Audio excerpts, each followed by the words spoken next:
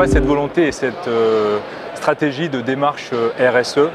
Tout simplement parce qu'en 2010, on a effectivement senti qu'il y avait une tendance vers le développement durable, à la fois chez nos clients, mais aussi vers toutes nos parties prenantes, qui nous a poussé à initier cette démarche-là.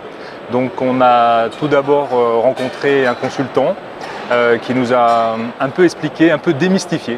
En gros, c'est comment on peut apporter du développement durable dans un environnement respectueux à nos clients, à nos salariés, nos collaborateurs, puisqu'on a différents axes. On a effectivement l'axe de la relation client, on a l'axe de l'environnement durable et on a aussi l'axe de la santé, sécurité de nos collaborateurs. Donc il est vrai que c'est un travail, mais ce n'est pas un travail inutile parce qu'à moyen terme, on se rend compte que tous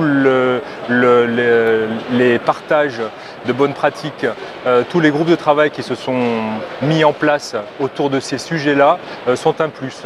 Et aujourd'hui, on dit souvent, quand on est face à nos clients, que c'est maintenant dans notre génétique. Alors, un exemple très concret, c'est sur la santé et sécurité au travail qui est vraiment tout récent chez nous. On a reçu d'ailleurs en 2015 un trophée sur ce sujet-là. C'est le sujet des troubles musculo-squelettiques. Donc on s'est attaché à diminuer le risque des accidents au travail et on a effectivement mis en place certaines actions très concrètes pour effectivement diminuer la sinistralité des accidents au travail. Sur 400 collaborateurs sur le Rhône uniquement, aujourd'hui on a 280 salariés qui ont été formés. On a effectivement un retour de notre taux de cotisation accident du travail qui est en diminution, c'est un deuxième chiffre, donc on l'a baissé de 1%. Donc ce n'est pas l'apanage des grandes entreprises. Je pense que c'est plus évident pour nous parce qu'on arrive mieux à communiquer, parce qu'on arrive plus à échanger nos bonnes pratiques, parce qu'on est plus réactif, parce qu'on est plus près du terrain.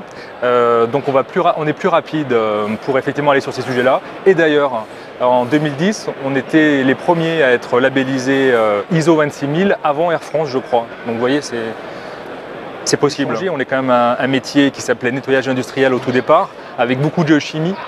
Et bien aujourd'hui, on est sur des produits qui respectent l'environnement. Certes, ce sont de nouveaux protocoles de nettoyage à adopter sur nos sites clients, mais on arrive au même résultat. Donc c'est très concret. Changement de matières premières sur les sites. Encore une fois, ce n'est pas une démarche révolutionnaire. Elle était déjà dans nos valeurs, dans nos us et coutumes. Donc ce cercle vertueux était déjà là. Donc il a fallu effectivement un peu pousser les choses, mais on avait déjà un socle de base.